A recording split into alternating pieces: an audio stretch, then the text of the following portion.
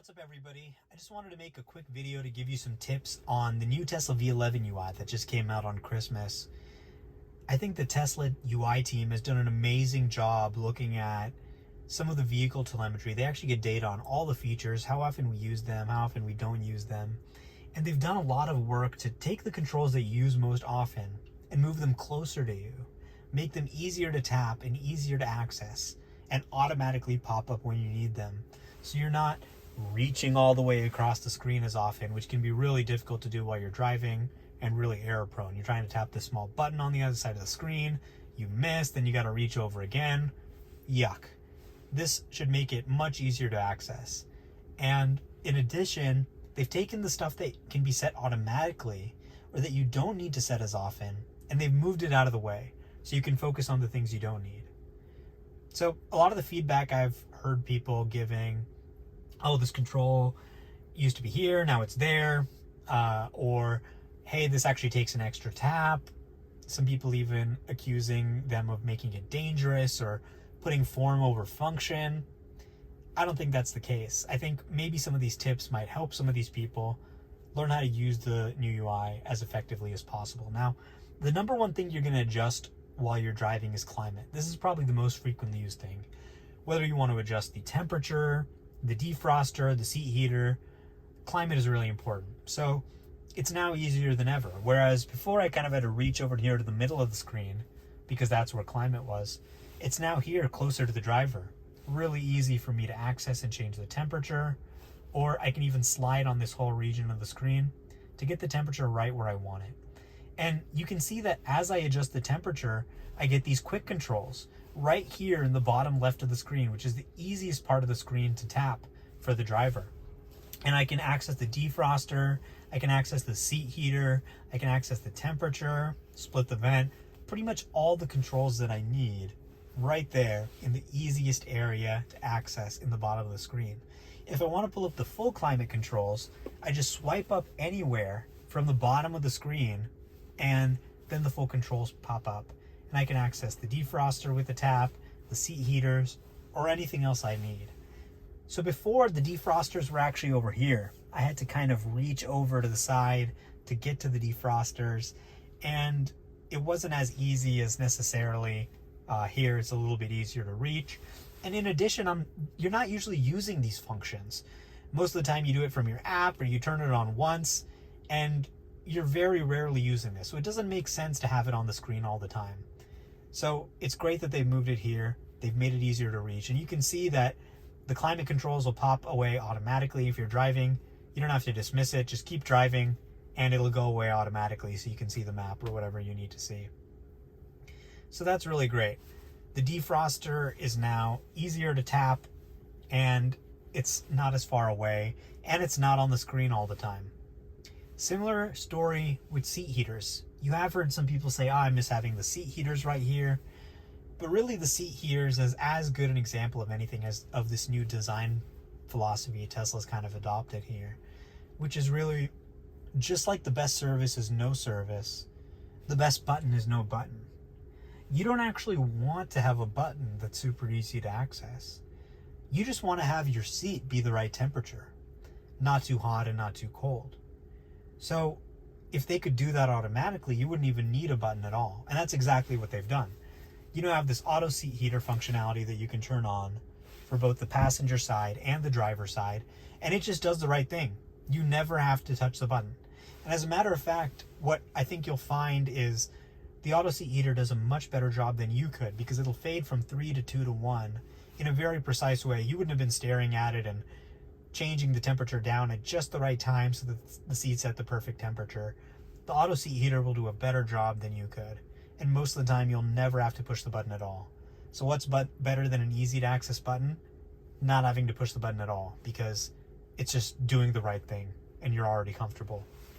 So if the auto seat heater isn't doing the right thing, for example, still super easy to get there by tapping here, tapping on the quick controls, or using the voice commands from your steering wheel. So that's great. Much easier to access the common climate control settings you want.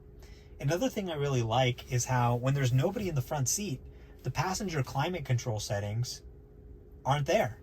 you don't need them at all, right? There's nobody in the front seat, so why do they have controls? But when somebody does sit in the front seat, well, now the controls appear.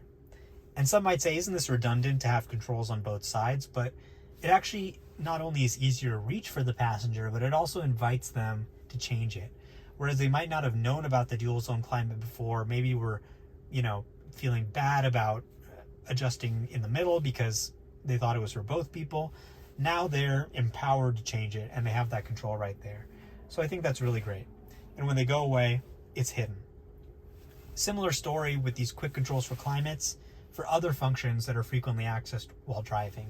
If you push the left stalk away from you or towards you, you're going to see these light settings. And I can control auto high beam, I can control my fog lights, I can control my headlights, turn them on or parking or off or auto, all right there from this quick control section, which is the easiest to reach, the bottom of the driver's side of the screen. And so some people were saying, oh, how do I adjust the fog lights if I'm driving? I got to now go into vehicle controls and lights. Well, you don't. You just open the quick controls with your stock, and then you control the lights the way you need to. Much easier. Similar story for wipers. Most of the time, this is probably going to be on auto, but if you do need to adjust it, just touch the button on your left stock, and then you get the wiper controls. 3, 2, 1, off, whatever you want to set it at. You can do it right there. Again, in this region of the screen that's super, super easy to access. So that's all great. Now, the other thing that I heard people say they missed was vehicle profiles. That used to be at the top of the screen. Now it's an extra tap. You've got to push vehicle controls to get to all your controls. And then you have things like vehicle profiles and Bluetooth and stuff like that inside of the vehicle controls. So one thing that I think could help people there is vehicle controls is usually not something that you have to change too often. It's usually something that should be set automatically. And what you can do is you can actually go into locks and find your key card or your phone key. You can buy some extra key cards or key fobs if you need, and hit this button when you're on your profile to associate your profile with your phone key or your key card or your key fob. And you'll see the name of your profile right there to let you know that that key has been connected to that profile. And what that's going to do is when you get in your car, it automatically just selects the right profile, and you never have to do the right thing. So then you don't need to hit vehicle controls and get there, and you shouldn't be accessing it that often. A lot of people say, oh, my girlfriend or my wife or my boyfriend or my husband, we have different heights and we need to adjust the seats. Sometimes I get in and the seat's very close. I can't get in. It's squished. Well, another thing you can do is easy entry. Go on your profile and tap this use easy entry checkbox. That'll put the seat, whenever you park the car, in an easy entry position that you should set so all the users of the car can comfortably get in. Then when they put the car in drive or reverse, the seat will go into their profile and the settings they want. So that's how you can eliminate using the profile so much. If it's really annoying you that much that you got to push this button before changing the profile, why are you using the profile that much?